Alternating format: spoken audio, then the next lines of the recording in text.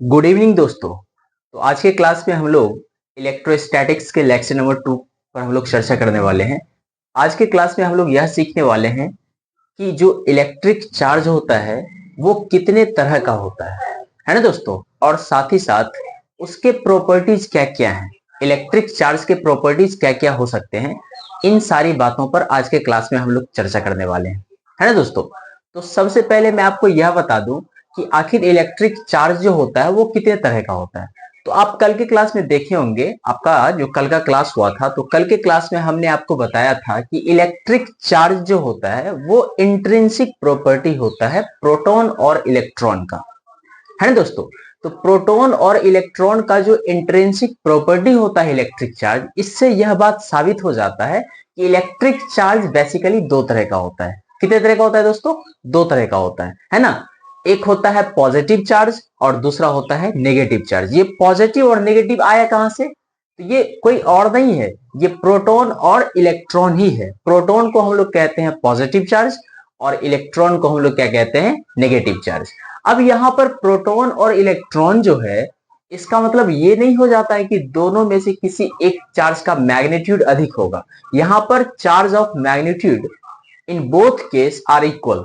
दोनों केस में चार्ज का जो मैग्नीट्यूड होता है वो क्या होता है? इक्वल होता है। प्लस और माइनस का मतलब आप यहाँ पे छोटा या बड़ा से मतलब आपको नहीं लेना है कि प्लस हो गया तो बड़ा हो गया, माइनस हो गया तो छोटा हो गया, नहीं। वो जो प्लस और माइनस है वो उस चार्ज के नेचर को बताता है। किसको बताता है दोस्तों? चार्ज के नेचर को बताता है ना। तो चलिए हम लोग क्लास को स्टार्ट करते हैं। तो सबसे पहले हम लोग लिखेंगे, आप यहाँ हेडिंग देखिए रहे, इलेक्ट्रिक चार्ज है, लिखेंगे classification classification of electric charge is in of electric charge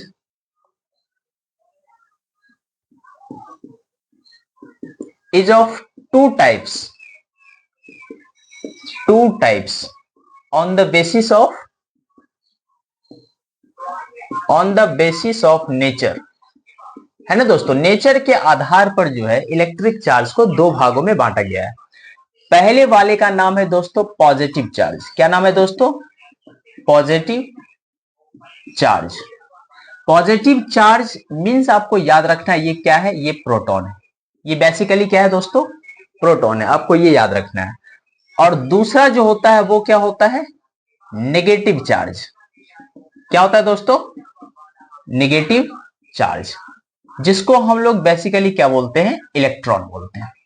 positive charge means proton, negative charge means electron. ये बात आपको याद रखना है। अब एक बात और आपको याद रखना है, ये जो प्रोटॉन और इलेक्ट्रॉन होता है दोस्तों, दोनों केस में चार्ज का मैग्नीट्यूड क्या होता है? इक्वल होता है, और वो होता है 1.6 इंटू 10⁻19 कूलम। ये वैल्यू आपको याद रखना है। कितना हो जाता है दोस्तों? 1.6 इंटू 10⁻19 कूलम, 1.6 गुना 10 पर पावर -19 कूलम। वो एक इलेक्ट्रॉन या एक प्रोटॉन पर क्या होता है? चार्ज होता है। ठीक है। अब यहां से आप एक बात जान गए होंगे। क्या जान गए होंगे?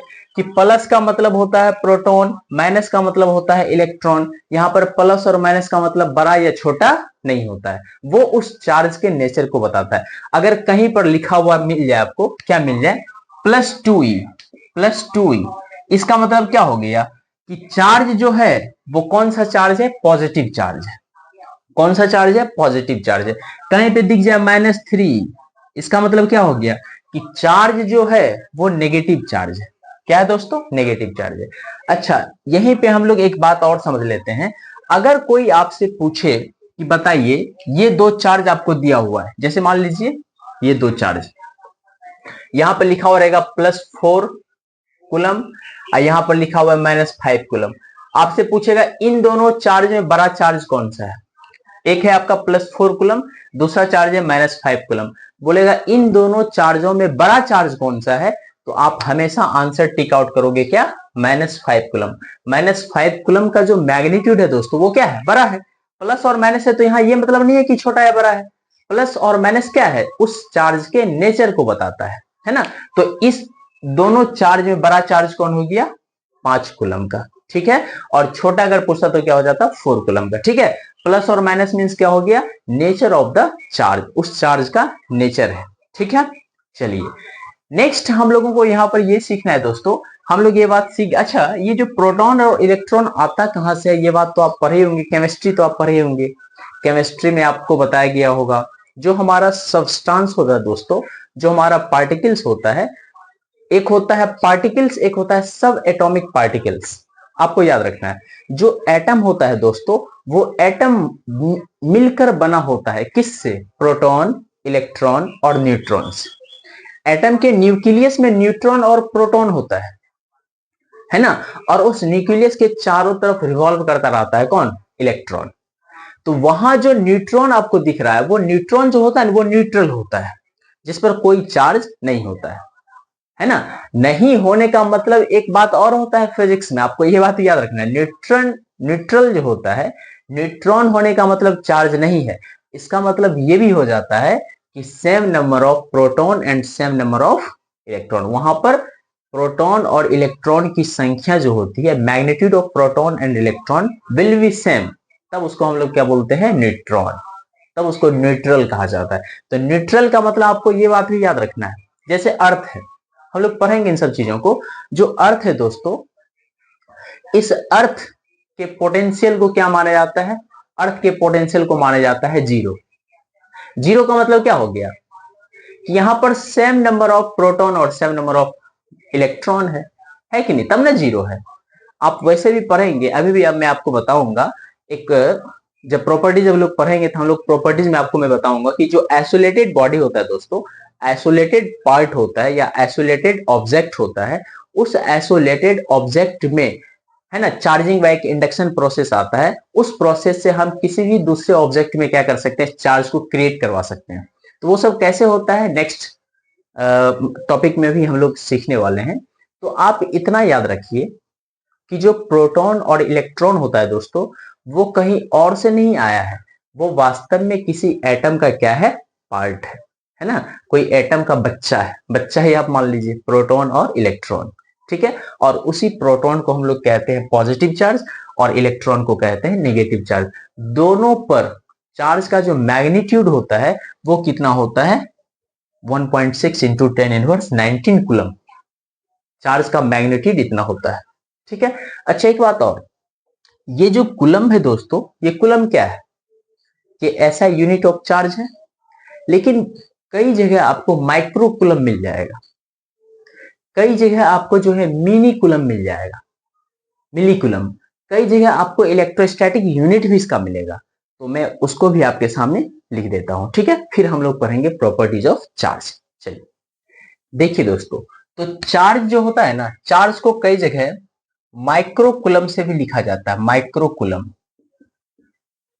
इसको हम लोग सिंबल से इस तरह रिप्रेजेंट करते हैं, माइक्रो कूलम। और 1 माइक्रो कूलम जो होता है दोस्तों, वो होता है 10 इनवर्स 6 कूलम के बराबर, याद रखना है आपको। 1 माइक्रो कूलम क्या होता है, 10 इनवर्स 6 कूलम। और एक होता है 1 मिली कूलम, वो होता है 10 इनवर्स 3 कूलम के बराबर, ये बात भी आपको याद रखना है। और एक यूनिट आता है जिसको हम लोग कहते हैं इलेक्ट्रोस्टैटिक यूनिट। तो इलेक्ट्रोस्टैटिक यूनिट जो होता है वो 1 कूलम बराबर होता है 3 इंटू 10⁹ ESU। ये बोर्ड एग्जाम में कभी कभी आता है, ठीक है। ये जो है इलेक्ट्रोस्टैटिक यूनिट, ये बोर्ड एग्जाम में कभी कभी पूछा जाता है। तो जो 1 कूलम होता है दोस्तों, वह 1 कूलम 3 इंटू 10⁹ इलेक्ट्रोस्टैटिक यूनिट के बराबर होता है। आप यहां से ऐसे कह सकते हैं कि जो हमारा 1 ESU होगा, 1 इलेक्ट्रोस्टैटिक यूनिट होगा, वो क्या होगा 1/3 इंटू 10 इनवर्स 9 कूलम। आप इसको कूलम में भी कन्वर्ट कर सकते हैं, और इसी को लिख दिया जाता है 0.3 इंटू 10 इनवर्स 9 कूलम। अगर 10 इनवर्स 10 में लेके जाएंगे तो 3.3 हो जाएगा, है ना।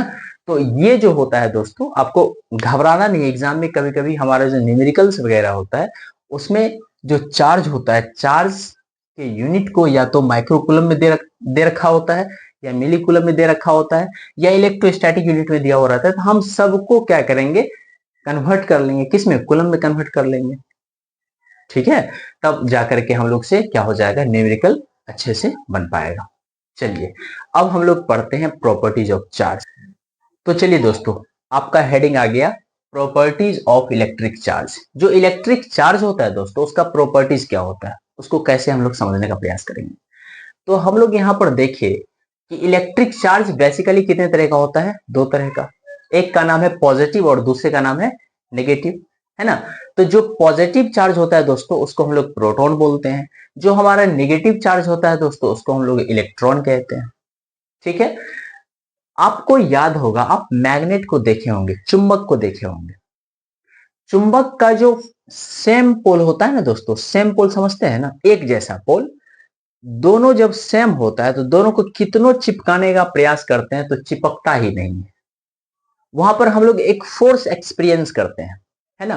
और वो फोर्स जो होता है वो उन दोनों को क्या करता है, रिपेल करता रहता है, कभी भी एक दूसरे को अट्रैक्ट नहीं करता है। लेकिन जैसे दूसरे एक को रखते हैं उसी तरह से, और दूसरे मैग्नेट को क्या करते हैं, पलट देते हैं। जैसे उसका हम दूसरा फेस देते हैं, दूसरा पोल देते हैं, तो चिपकाना नहीं पड़ता है, वो खुद उसको अट्रैक्ट कर लेता है।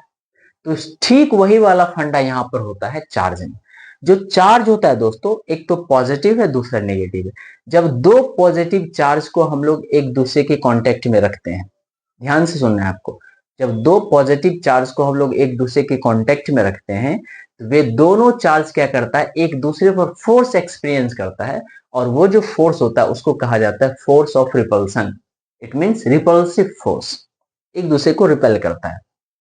लेकिन जैसे ही एक पॉजिटिव और दूसरे नेगेटिव वाले को एक दूसरे के कांटेक्ट में रखते हैं, तो दोनों एक दूसरे को क्या करता है, अट्रैक्ट करने लगता है ना। तो उसको बोलते हैं फोर्स ऑफ अट्रैक्शन। और इसी चार्ज के द्वारा, याद रखना है, इलेक्ट्रिक चार्ज के द्वारा जो लगाया गया फोर्स होता है, एक्सर्ट किया हुआ फोर्स होता है, उसी को हम लोग इलेक्ट्रिक फोर्स कहते हैं।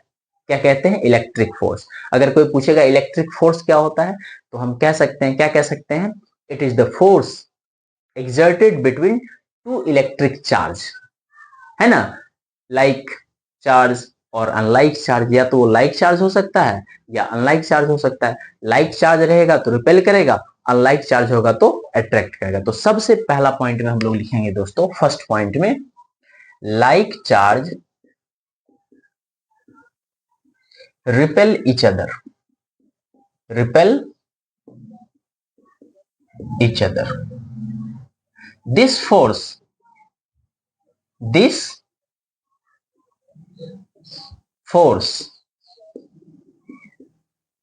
is known as repulsive force, उसको हम लोग repulsive force कहते हैं। और दूसरा, unlike charge attract each other, attract each other। जो फोर्स होता है उसको हम लोग कहते हैं is known as attractive force, attractive force, या आप उसको कह सकते हैं फोर्स ऑफ अट्रैक्शन, है ना। और यहीं पे आपको नोट में करके लिख लेना है, क्या लिखना है दोस्तों, when electric charge exert force between them is known as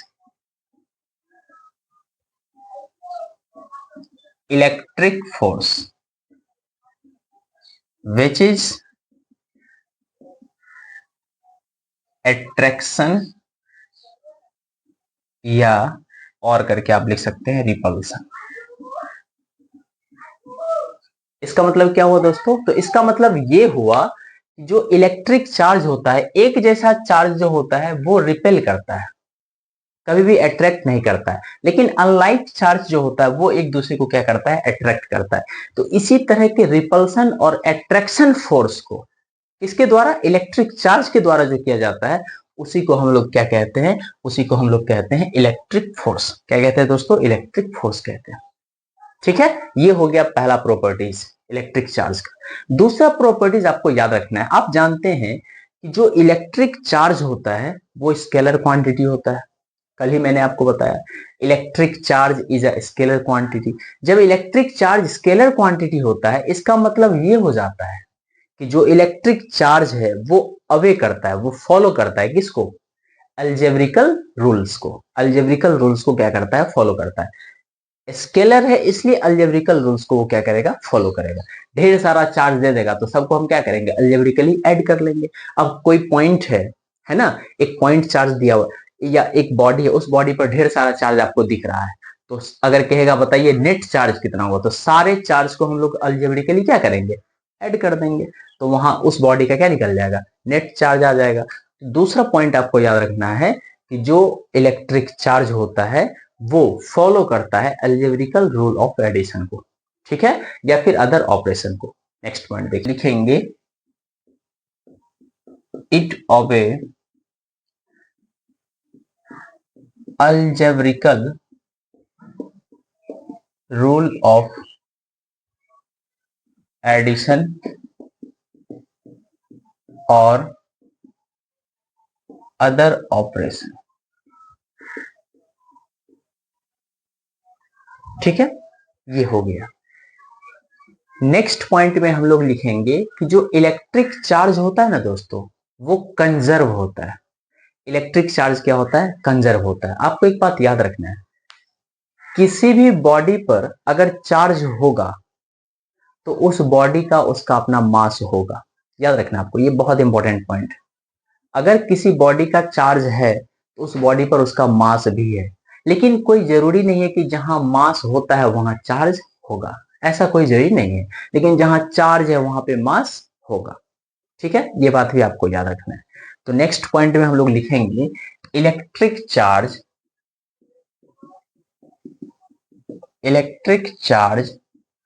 is conserved in nature. वो क्या होता है दोस्तों? वो कंजर्व रहता है। कंजर्व समझते हैं ना, ना तो उसको हम क्रिएट करते हैं ना उसको हम डिस्ट्रॉय करते हैं, वो कंजर्व होता है, ठीक है। जैसे मान लीजिए एक आइसोलेटेड बॉडी है, जैसे मान लीजिए एक बॉडी है, इस बॉडी पर क्या है ना कि 10 कूलम का चार्ज डिस्ट्रीब्यूट कर दिया गया है। कितने कूलम का? 10 कूलम का चार्ज। ये आइसोलेटेड है। ये बॉडी आइसोलेटेड का मतलब होता है दोस्तों, ना तो वो किसी को चार्ज दे रहा है और ना तो वो किसी से चार्ज ले रहा है, आइसोलेटेड है, ठीक है। और इस पर 10 कूलम का चार्ज, ठीक है। हम इसमें एक ऐसा प्रोसेस करवाएंगे, वैसे आगे हम लोग पढ़ेंगे चार्जिंग बाय इंडक्शन, हम लोग पढ़ेंगे, एक ऐसा प्रोसेस करवाएंगे कि इसमें क्या हो जाएगा ना, इसके एक छोर पर, इस बॉडी के एक छोर पर ढेर सारा प्लस चार्ज आकर जमा हो जाएगा, और वो चार्ज कितना हो जाएगा? मान लेते हैं 13 कूलम का हो जाएगा। अब आप कहिएगा कि ये कौन सा बात हुआ, चार्ज था 10 कूलम, यहाँ 13 कूलम कहां से आ गया? तो 13 कूलम जो चार्ज आएगा तो इसके दूसरे छोर पर नेगेटिव चार्ज आ जाएगा। कितना आ जाएगा दोस्तों? Negative charge. और कितने मैग्नीट्यूड का होगा? तो वो हमेशा -3 कूलम का होगा। कितने का होगा दोस्तों? -3 कूलम। ये प्लस और माइनस क्या है? ये नेचर ऑफ चार्ज है। प्लस का मतलब हो गया कि उसपे पॉजिटिव चार्ज भी क्रिएट हो गया और नेगेटिव चार्ज भी क्रिएट हो गया। वो हम लोग वैसे पढ़ेंगे चार्जिंग बाय इंडक्शन में, ठीक है। तो यहां पर जब इस बॉडी पर हम टोटल चार्ज, नेट चार्ज बोलेंगे कैलकुलेट करने के लिए, तो जरा देखिए तो नेट चार्ज कितना हो जाएगा? +13 कूलम -3 कूलम, तो नेट चार्ज कितना हो गया? +10 कूलम, हुआ कि नहीं? तो इलेक्ट्रिक चार्ज जो होता है वो क्या होता है दोस्तों? कंजर्व होता है। तो आपको दिखा भी दिया मैंने, कंजर्व, ठीक है। नेक्स्ट पॉइंट में हम लोग लिखेंगे कि जो इलेक्ट्रिक चार्ज होता है ना दोस्तों, वो क्वांटाइज्ड होता है। इलेक्ट्रिक चार्ज क्या होता है? क्वांटाइज्ड। क्वांटाइज्ड का मींस मतलब क्या होता है? क्वांटाइजेशन जो होता है ना दोस्तों, क्वांटाइजेशन का मतलब होता है मिनिमम अमाउंट ऑफ चार्ज, कम से कम किसी भी ऑब्जेक्ट या बॉडी पर कितना चार्ज हो सकता है। तो आपको याद रखना है, किसी भी बॉडी पर कम से कम जो चार्ज होगा वो एक इलेक्ट्रॉन या एक प्रोटॉन पर जितना चार्ज होता है उतने चार्ज के मैग्नीट्यूड के बराबर होगा। उससे कम किसी बॉडी पर चार्ज नहीं हो सकता है। अब जैसे एक इलेक्ट्रॉन पर कितना चार्ज होता है? 1.6 × 10⁻19 कूलम, तो उतना चार्ज किसी भी बॉडी, दुनिया में कोई भी बॉडी है उस पर हो सकता है, लेकिन कोई कह देगा उससे कम हो जाएगा तो कम नहीं होगा, या कहेगा उससे ज्यादा हो जाएगा लेकिन उसके मल्टीपल में नहीं होगा, तो वो भी पॉसिबल नहीं होता है। तो उसको हम लोग कहते हैं क्वांटाइजेशन ऑफ चार्ज। ठीक है, तो इलेक्ट्रिक चार्ज जो होता है वो क्वांटाइज्ड होता है। नेक्स्ट पॉइंट देखिए, क्या लिखेंगे दोस्तों? तो लिखेंगे electric charge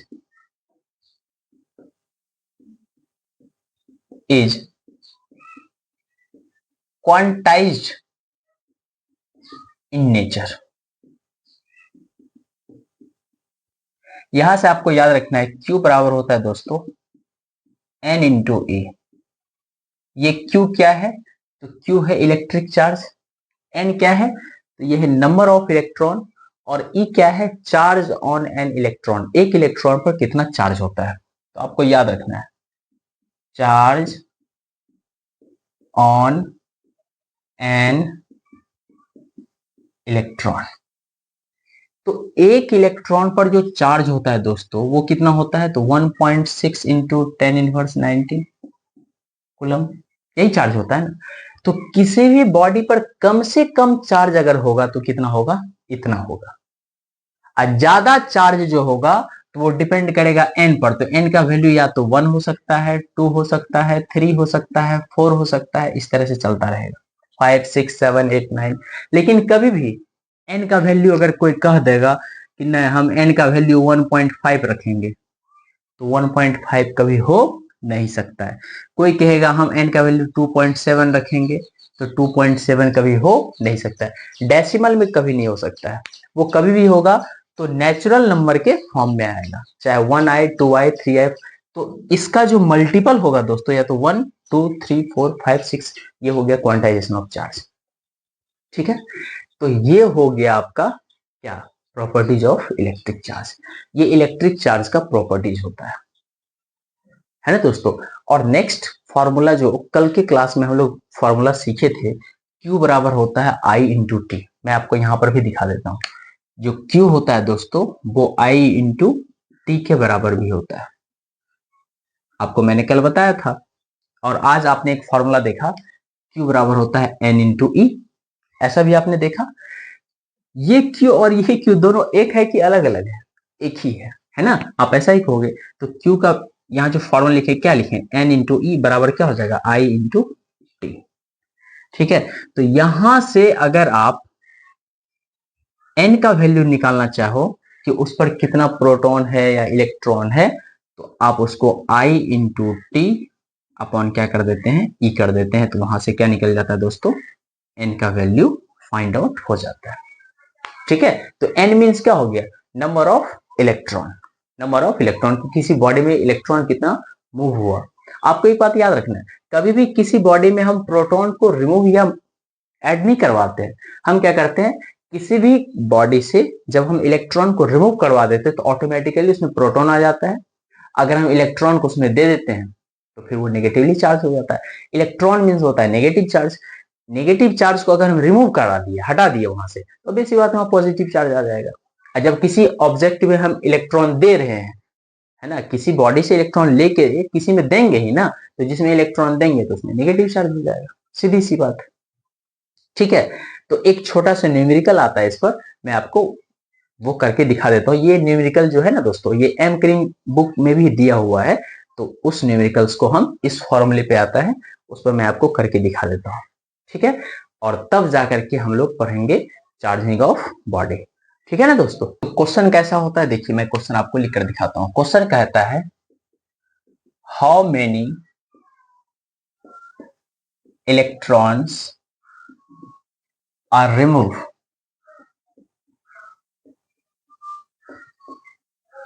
from a conductor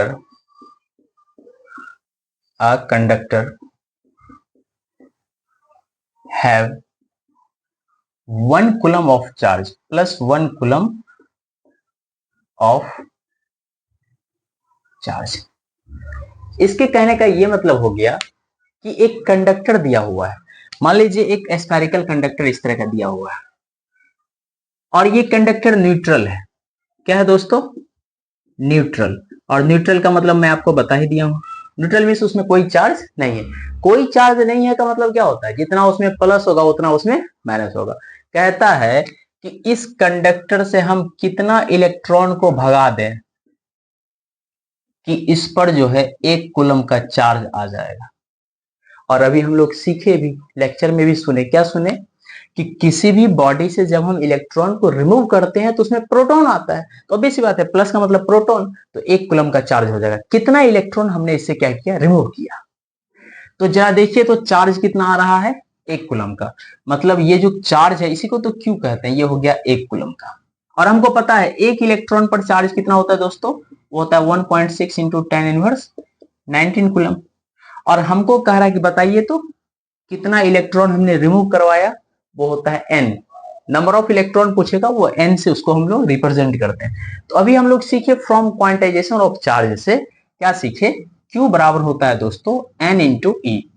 Q का वैल्यू कितना है, 1 कूलम बराबर n into charge on electron क्या होता है 1.6 इंटू 10 इनवर्स 19। ये भी कूलम में ही है, इधर भी कूलम में ही था, कूलम कूलम कैंसिल हो गया।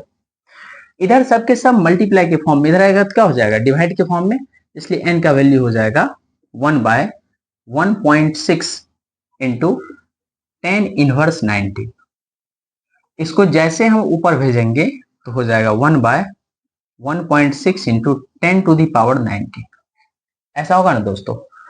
तो जब 1.6 से 1 में डिवाइड करेंगे तो हो जाएगा 0.625 इंटू 10 टू दी पावर 19 तो है ही।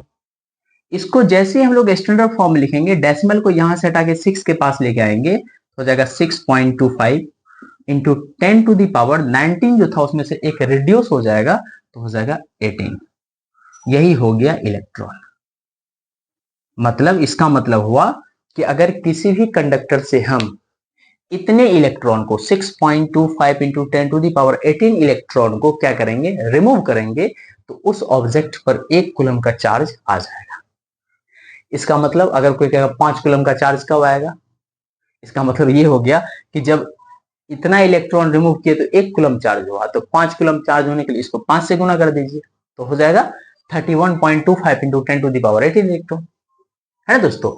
तो इस तरह से हम लोग आज के क्लास में प्रॉपर्टीज ऑफ चार्ज को कंप्लीट किया। अब जो है दोस्तों इसमें एक टॉपिक आता है कि कोई बॉडी डिस्चार्ज है, बॉडी पर चार्ज नहीं है, तो आखिर उस बॉडी पर हम चार्ज कैसे क्रिएट करवा सकते हैं। तो उसका हेडिंग पहले लिख लेते हैं, charging of a body. Charging of body, तो हम किसी डिस्चार्ज बॉडी पर चार्ज कैसे क्रिएट करवा सकते हैं, तो उसके 4 नियम होते हैं। कितने नियम होते हैं दोस्तों, 4 नियम होते हैं।